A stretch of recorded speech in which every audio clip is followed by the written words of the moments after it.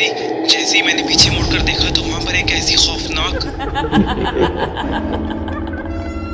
Welcome to my channel खौफ की आवाज़। अस्सलामुअलैकुम माय यूट्यूब फैमिली, कैसे हैं आप सब। उम्मीद है कि आप सब लोग खैरियत से होंगे और अपने अपने घरों में खुश आबाद होंगे। अल्लाह पाक आप सब लोगों को अपने हिफ्ज़-ओ-मान में रखे, आमीन सुम आमीन। Welcome back to my channel खौफ की आवाज़।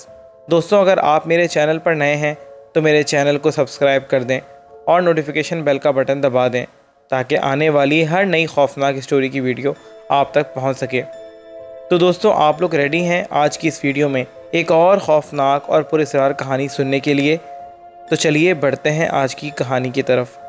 आज का ये वाक़या हमें भेजा है जाहिदा ने, जिनका ताल्लुक़ पंजाब पाकिस्तान से है।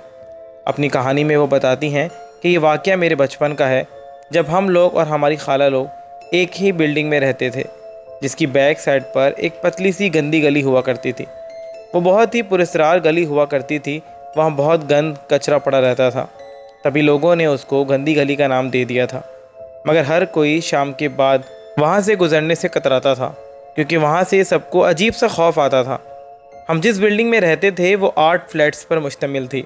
हमारी बेवा खाला अपने बेटे के साथ हमारी ही बिल्डिंग में 2nd फ्लोर वाले फ्लैट में रहती थी। हम सब की ज़िंदगी बहुत सुकून से गुजर रही थी। बिल्डिंग वालों में बहुत प्यार था। वो सब पड़ोसी नहीं बल्कि हमारे रिश्तेदार से लगते थे। कभी भी किसी पर कोई भी मुश्किल आ जाती थी, सबके सब साथ देने के लिए पहुंच जाते थे। हम वो घर छोड़ने का कभी सोच भी नहीं सकते थे, मगर शायद किस्मत को कुछ और ही मंजूर था और हमें जिन हालातों में वो घर छोड़ना पड़ा वो आगे आपको मेरी कहानी में पता चल जाएगा। हमने बचपन से ही बिल्डिंग की बैक साइड वाली गंदी गली के बारे में बहुत कुछ सुना हुआ था कि वहाँ कोई चुड़ैल का साया है, वहाँ कोई बदरू का कब्ज़ा है।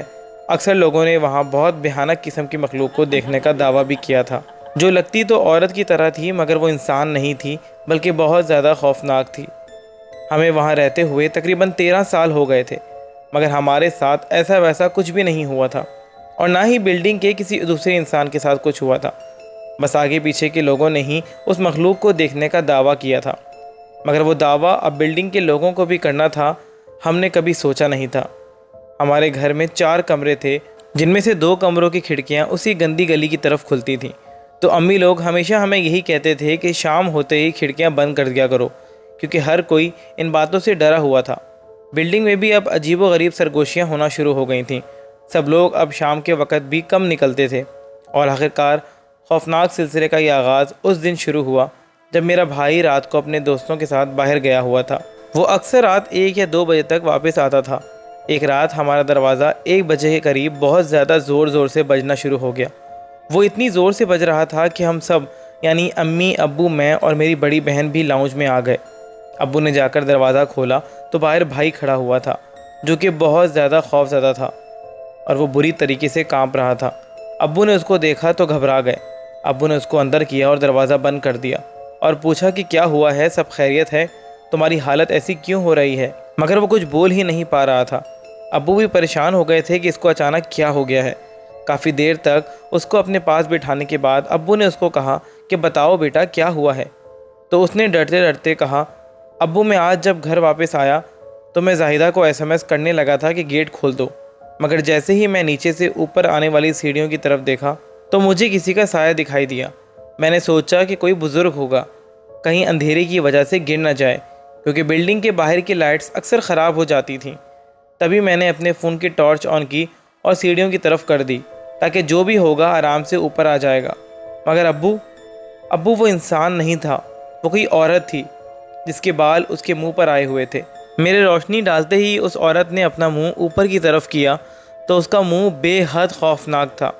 उसके मुंह पे आँखों और मुंह की जगह कुछ भी मौजूद नहीं था और वो अचानक मेरी आंखों के सामने से गायब हो गई। भाई की हालत देखकर पता चल रहा था कि वो किस कदर खौफज़दा है। अब्बू ने बहुत गुस्सा किया कि रात को इतनी बार कहा है कि बाहर मत जाया करो, 100 किस्म की चीज़ें होती हैं रात के वक़्त। मगर भाई के साथ जो हुआ था उसके बाद मैं, बड़ी बहन और अम्मी भी बहुत ज़्यादा डर गई थीं। हमने भाई से पूछा कि वो कौन थी, मगर भाई बहुत ज़्यादा डरा हुआ था। तभी वो अम्मी अब्बू के रूम में ही जाकर सो गया।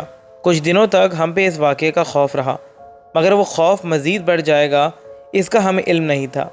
نیچے والے فلور پر خالہ رہتی تھیں، انہوں نے ایک دن آ کر ہمیں بتایا کہ تم لوگوں کو پتہ ہے کہ سمینہ آنٹی جو سب سے نیچے والے فلور پر رہتی ہیں، ان کی حالت کافی خراب تھی، 2 دن ہاسپٹل رہ کر آئی ہیں۔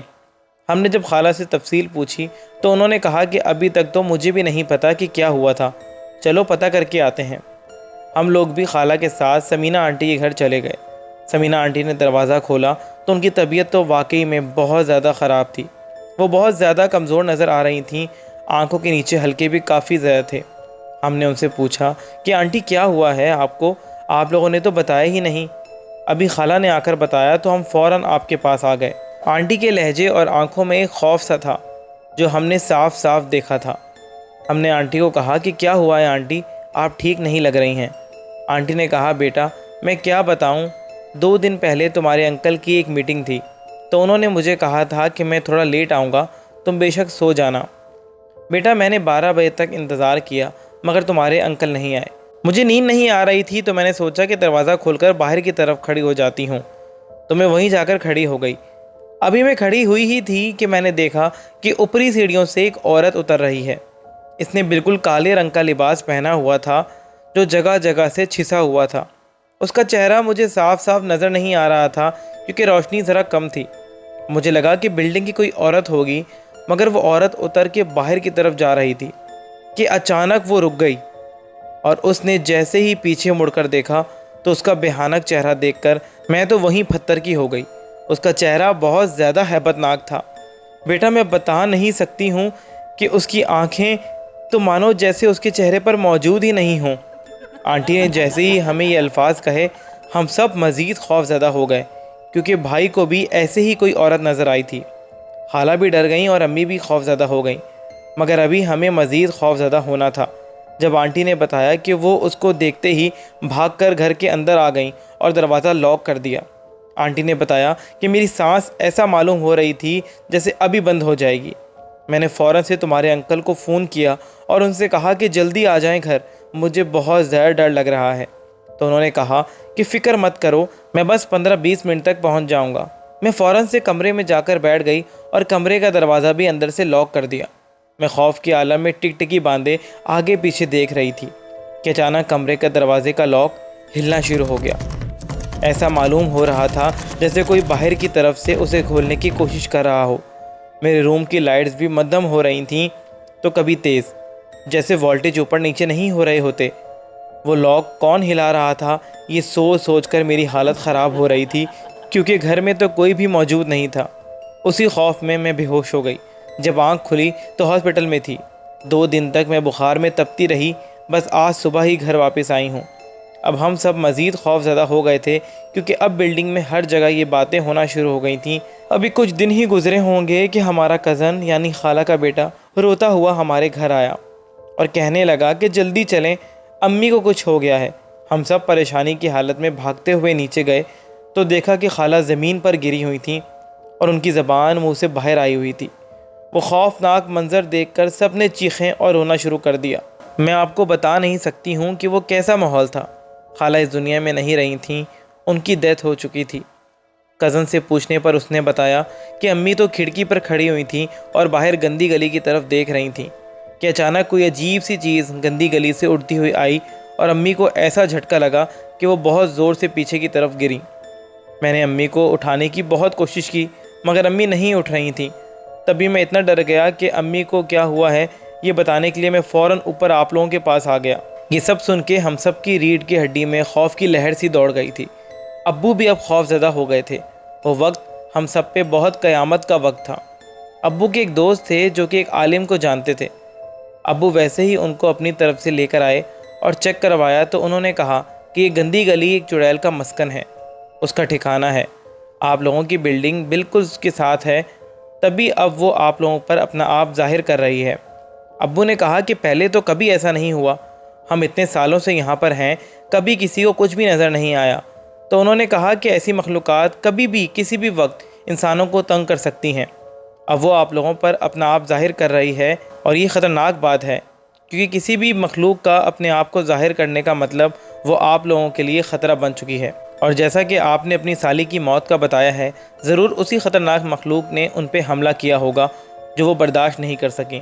اس طرح کی مخلوقات گندگی اور ناپاکی میں رہتی ہیں۔ اب ظاہر ہے جو گلی آپ لوگوں کی بلڈنگ کے ساتھ ہے وہاں کچرا، گندگی اور ناپاکی ہے، تبھی تو اس گلی کو اس نے اپنا مسکن بنا لیا ہے۔ یہ مخلوقات کبھی بھی کہیں بھی اپنا ٹھکانہ بنا لیتی ہیں جہاں سنسانیت ہوتی ہے۔ اب یہ بات تو سچ ہی تھی، کیونکہ وہ گندی گلی ویسے ہی پراسرار لگتی تھی۔ کوئی بھی اس گلی سے نہیں گزرتا تھا، کیونکہ بہت سے لوگوں نے وہاں کسی کو دیکھنے کا دعویٰ کیا تھا، اور وہ دعویٰ سچ تھا، یہ ہم بھی سمجھ چکے تھے۔ خیر ابو نے فیصلہ کیا کہ ہم کو اب یہ بلڈنگ چھوڑ دینی چاہیے۔ ہم نے اپنا مکان اور خالہ کا مکان سیل کر دیا اور اس کی قیمت اپنے کزن کے حوالے کر دی، اور امی نے کہا کہ جب تک میری زندگی ہے میری بہن کا بیٹا میرے ساتھ ہی رہے گا۔ ہم لوگ تو اس قدر خوف زدہ تھے کہ سامان بھی دن میں شفٹ کرتے تھے اور رات کو بالکل بھی نہیں نکلتے تھے گھر سے۔ اس کے علاوہ بھی بلڈنگ والوں کے ساتھ بہت سارے واقعات ہوئے ہیں جو بتانا اس کہانی کو مزید لمبا کر دے گا۔ جب ہم نئے گھر میں شفٹ ہو گئے تو ہمیں ایک سکون سا ہو گیا تھا کہ ہماری جان چھوٹ گئی ہے، مگر ایک دن ہمارا کزن آیا اور بتایا کہ خالہ آپ کو پتہ ہے سمینہ آنٹی جو سب سے نیچے والی منزل پر رہتی تھیں، ان کا بھی انتقال ہو گیا ہے۔ سب کہہ رہے ہیں کہ یہ کام اسی چڑیل کا ہے جو گندی گلی میں رہتی ہے۔ یہ سن کر ہم سب کے دل و دماغ خوف زدہ ہو گئے تھے۔ ہم نے کبھی نہیں سوچا تھا کہ ہم بھی اپنی لائف میں یہ سب ایکسپیرینس کریں گے۔ اس کے بعد کچھ عرصے میں ہی وہ پوری کی پوری بلڈنگ خالی ہو گئی۔ سب لوگ جو اس میں رہتے تھے اس کو چھوڑ کر چلے گئے۔ آج اتنے سالوں بعد جب میں اس جگہ پر جاتا ہوں تو وہاں نہ اب کوئی گندی گلی ہے نہ ہی وہ بلڈنگ، اب وہاں پر ایک بازار ہے، مگر اس جگہ پہ جو خوف ہم نے سہا ہے وہ صرف ہم ہی محسوس کر سکتے ہیں۔